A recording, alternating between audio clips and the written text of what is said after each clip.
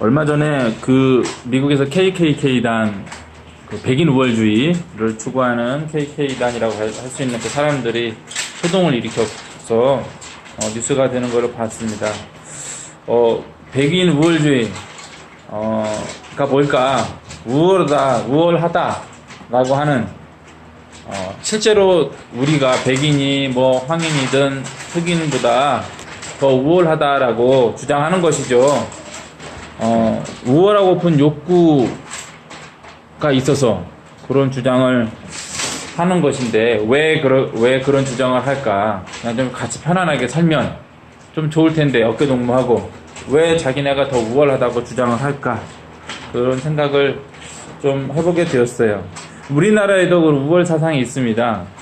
그 환단고기로 대표되는 그 단군 네, 후손의 그 우월 사상이 있어요. 그래서 뭐 어쨌든 뭐 이렇게 좀 단군의 후손이 굉장히 좀 이렇게 다른 뭐 중국에 있는 어떤 저기보다 또 일본 사람들보다 훨씬 우월하다라고 하는 그런 주장이 옛날부터 있었던 것 같습니다.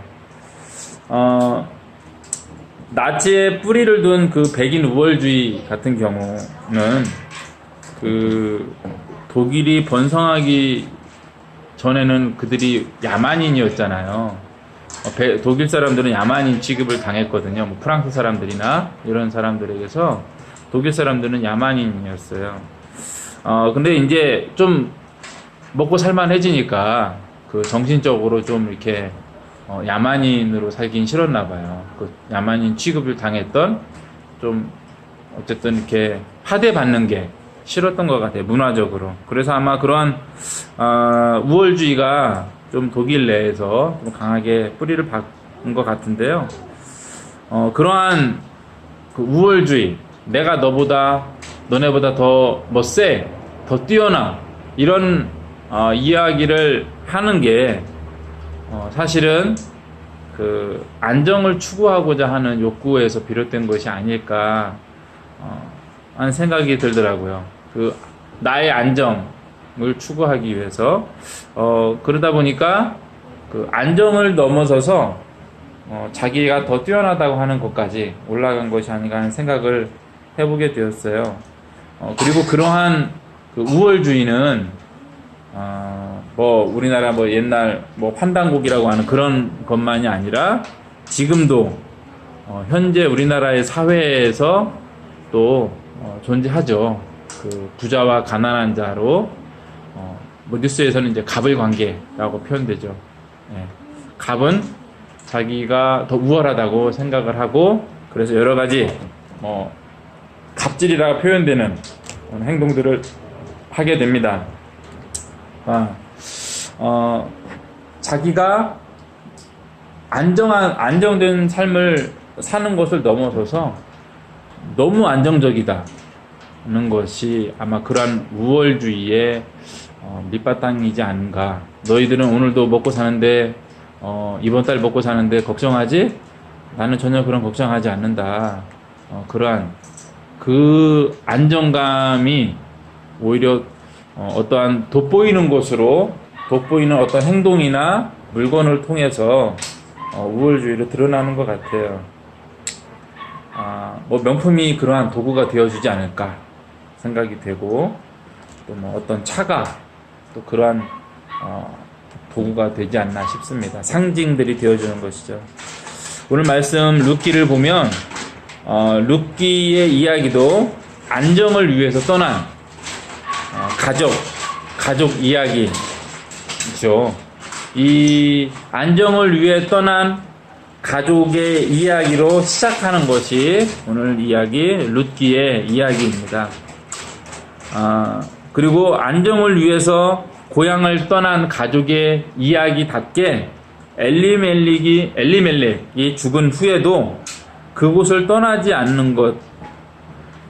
않았다는 것을 우리는 알 수 있는데요. 왜 그 가장인 엘리멜렉이 죽은 이후에도 계속해서 그 모압이라는 땅에서 이 엘리멜렉 가족이 계속 살았을까? 왜 그랬을까요?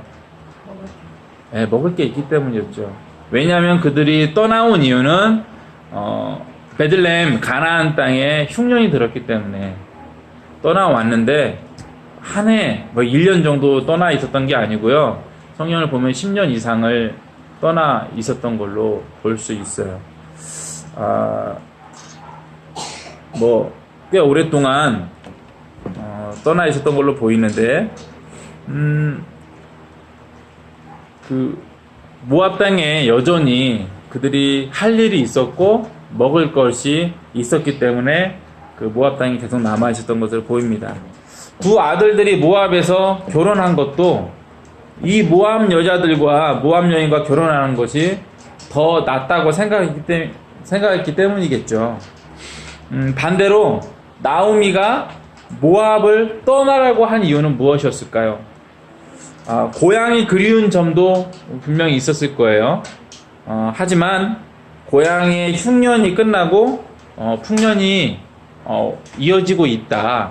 그곳에도 먹을 것이 이제 어느 정도 이제 생기고 있다라고 하는 그 소식을 전해 들었기 때문이지 않겠습니까? 농사가 어느 정도 된다는 이야기를 듣고서 떠나기로 결정을 한 것이죠.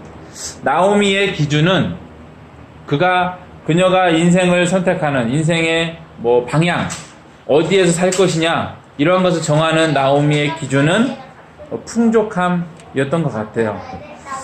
한편,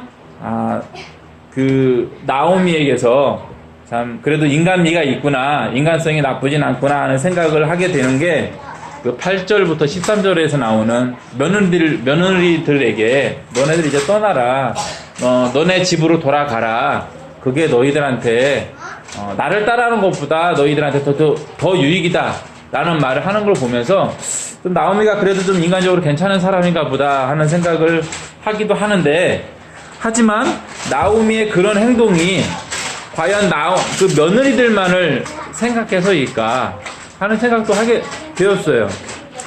며느리들을 데리고 갔을 때 자기가 책임을 질 수 없다는 그러한 이유도 있었던 것 아닌가 하는 생각이 들었습니다. 그리고 만약에 그녀가 단신으로 혼자 들어갔을 때에는 뭔가 좀 혼자여서 불편한 점이 분명히 있을 수 있지만, 그래도 일이 잘 안 됐을 때에는 두 사람의 며느리를 자신이 책임져야 되는 어른이잖아요. 그 위치에 있잖아요. 그러다 보니까 큰 짐을 지지 않아도 된다. 일이 잘못되더라도 하는 그러한 그 계산, 그러한 장점 때문에 며느리들을 이제 떠나라라고 이렇게 말을 했던 것 같아요. 권유를 했던 것 같아요. 그러므로 사실 그 룻기 전체를 보건대 나오미에게서 볼 수 있는 하나님을 향한 믿음의 모습은 전혀 없습니다. 찾아볼 수 없어요. 나오미는 계산을 잘하는 사람이었던 것 같아요. 엘리멜렉도 그럴 수 있겠죠. 근데 그녀 역시도 계산을 좀 할 줄 아는 사람이었던 것 같아요. 그녀의 계산대로 보아스는 나중에 중요한 도움을 주게 됩니다. 성경에서는 이러한 나오미의 그 상황을 대처하는 뛰어난 계산 능력만 볼 수 있어요. 룻기에서 하나님을 향한 믿음을 볼 수 있는 사람은 어쩌면 아마도 룻이 유일하지 않을까 생각이 됩니다. 그렇다고 특별히 그 룻이 엄청난 믿음을 가졌다고 성경에 기록하고 있지 않습니다. 다만 그녀는 자신의 선택을 하나님의 이름으로 못 박았어요. 그리고 그 결정을 고수를 하게 됩니다. 때문에 그나마 믿음을 엿볼 수 있는 사람은 룻 밖에 없는 것 같아요. 모압의 나무라는 나오미의 말을 거절한 룻의 기준은 무엇이었을까 생각해 보면, 그 고향으로 돌아가겠다고 결정한 이유나 그 며느리들에게 모압에 남으라고 권유하고 그 권유를 따른 그 오르바 있잖아요. 그 아마 손위 적일 것 같은데 그 오르바를 보건대 모압의 상황이 그렇게 나쁘지는 않았던 것 같아요. 이제 가나안이 이제 그 베들레헴이 그들의 그 고향이 다시 풍년이 들고 먹고 살만해진다고 하지만 여전히 모압은 먹고 살기에 좋은 땅이었던 것 같아요. 모압 땅에서 이방인 신세였던 그 나오미의 입장에서는 남편도 아들들도 없는 상황이었기 때문에 고향인 베들레헴으로 돌아가는 게 낫다는 판단을 할 수 있지만 원래 모압에 살았던 두 며느리들에게는 오르바의 선택대로 모압에 남는 것이 더 나았을 것 같습니다. 그런데 왜 룻은 가나안 땅 베들레헴으로 시어머니를 쫓아갔을까요? 선택의 이유가 무엇이었을까요? 이방인들 속으로 들어가겠다. 왜 룻은 그런 선택을 했을까요? 저는 그냥 그 룻이 그냥 순수해서 그런 것 아니었을까 하는 생각을 해봤어요. 나오미처럼 좀 닳지 않아서 인생에 대한 계산이 빠르지 않아서 그런 선택을 하지 않았을까. 오르바보다 좀 더 순수해서 그러지 않았을까 하는 생각을 했습니다. 어떻게 사랑이 변하냐는 그 유지태의 말도 있는데 유지태의 그 말대로 어떻게 시어머니와 며느리라는 한 번 맺은 관계를 그 관계가 변할 수 있느냐라고 하는 것, 좋게 말하면 지조라고 할 수 있겠죠. 그러한 그 순수한 마음 때문이지 않을까 생각을 했습니다. 왜냐하면 성경에는 룻이 왜 그런 선택을 했는지 전혀 나오지 않아요. 그녀의 결심이 나올 뿐입니다. 그런데 성경에는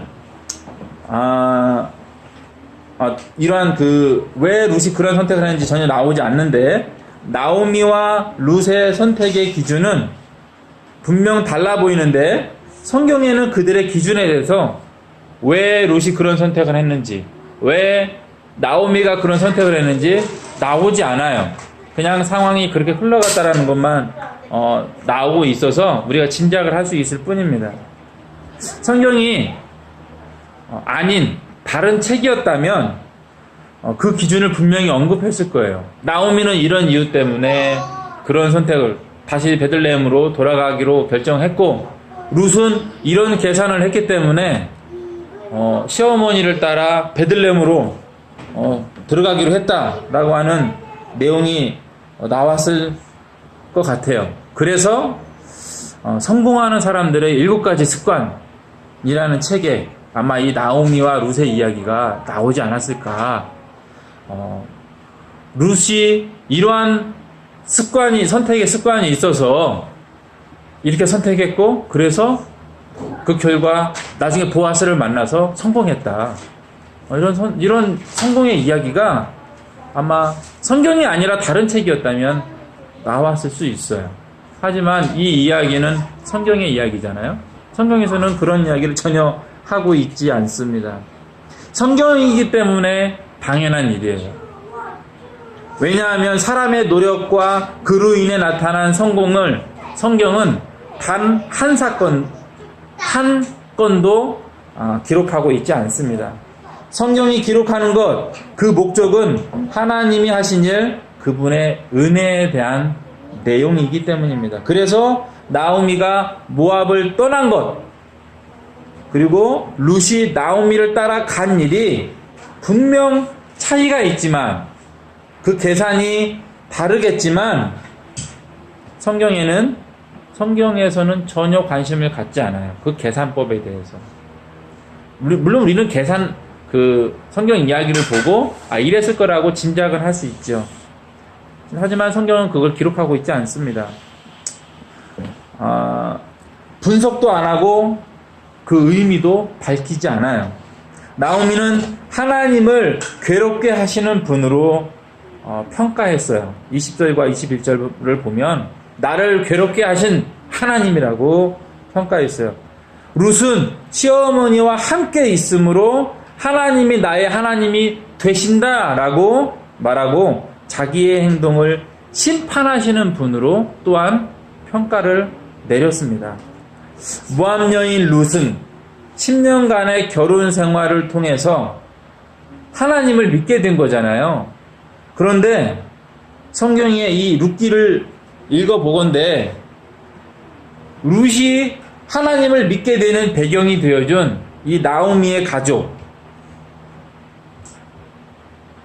믿음은, 그들의 믿음이, 베들레헴을 떠나왔던 이 가족의 믿음이 썩 괜찮은 믿음의 삶을 살았는지 사실은 의구심이 듭니다. 그들은 그렇게 썩 좋은 모습을, 신앙생활을 하지 않았을 것 같아요. 모범적이지는 않았을 것 같아요. 그럼에도 룻은 하나님을 믿는 사람이 되었다는 것. 이것이 하나님의 은혜인 거죠. 나오미보다 더 나은 믿음의 관점을 가지고 있어요. 이 룻은. 그 아들들이 그 남편이 어떤 믿음의 모습을 가졌는지 모르겠지만 가장 돋보이는 믿음을 갖고 있는 사람은 이방 여인 룻입니다. 이것이 하나님의 은혜입니다. 생각지 못한 곳에서 성도가 발생한 거예요. 지금도 그렇죠. 우리의 잘남으로 전도가 되는 것이 아니라 하나님의 은혜로 전도가 됩니다. 바라기는 이러한 전도의 열매가 우리에게 있고 또 구원의 은혜가 하나님께 있음을, 그러한 구원의 은혜가 하나님께 있음을 기억하는 일도 우리에게 있기를 원합니다. 믿음을 갖게 된 룻이 하나님을 믿는 사람들과의 새로운 관계를 갖게 될 거라고 기대를 가졌고 또 새로운 삶에 대한 선택을 분명하게 했습니다. 우리도 그 교제를 누리고 있는 복된 사람이잖아요. 룻이 내가 하나님이 나의 하나님이 되고 하나님을 믿고 있는 사람들이 나의 동족이 될 거다라고 하는 그 기대를 가지고 있잖아요. 우리는 이미 우리도 룻처럼 그 기대처럼 그 관계 안에 있는 사람들입니다. 그러면 우리가 룻이 기대했던, 룻이 원했던 그러한 믿음에 기대하는 공동체, 복된 공동체에 이미 들어와 있는 사람이죠. 이 사실을 우리가 기억하고 살아야겠습니다. 그 교제를, 하나님과의 교제, 또 성도 간의 교제를 누리고 있는 복된 사람들임을 우리가 깨달아야겠습니다. 우리가 나오미처럼 나이가 많더라도 룻처럼 믿는 믿음의 사람들이 되어야겠어요. 우리 여름 성경을 하다 보니까 그 성경 공부 예배를 이렇게 준비하다 보니까 같은 내용의 이야기가 또 나오더라고요. 전도가 어떻게 되느냐? 성령님이 함께 하셔서 전도가 된다. 그러니까 두려워하지 말고 믿음을 가지고 이렇게 전도를 하자 하는 내용이 나오는데요. 룻의 이야기를 보면서 같은 하나님의 은혜가 나오는 것을 보고 참 감사하더라고요. 내가 전도가 잘 안 되고 내가 전도를 잘 못하지만 전도는 여전히 할 수 있는 것이고 전도의 가능성은 여전히 있는 것이구나. 왜냐하면 하나님께서 하시는 것이니까. 그런 생각을 하게 되어서 또 이 룻기를 보면서 되게 감사했어요. 생각지 못했던 룻이 하나님을 믿게 되었던 것처럼 우리도 생각지 못했던 이미 우리가 너무 믿어서 익숙하지만 우리도 하나님을 믿는 사람이 되었습니다. 룻이 고백했던 것처럼 하나님이 나의 하나님이 되시리니, 이 말이 우리 입에서는 어떻게 나와야겠어요? 하나님이 나의 하나님이시니가 되어서 나의 삶을 주님 앞에 살아가는 우리가 되어야겠습니다. 우리에게 또한 은혜를 주고 계시는 하나님이심을 또한 우리가 깨달아서 알아야 되겠습니다. 기도하시겠습니다.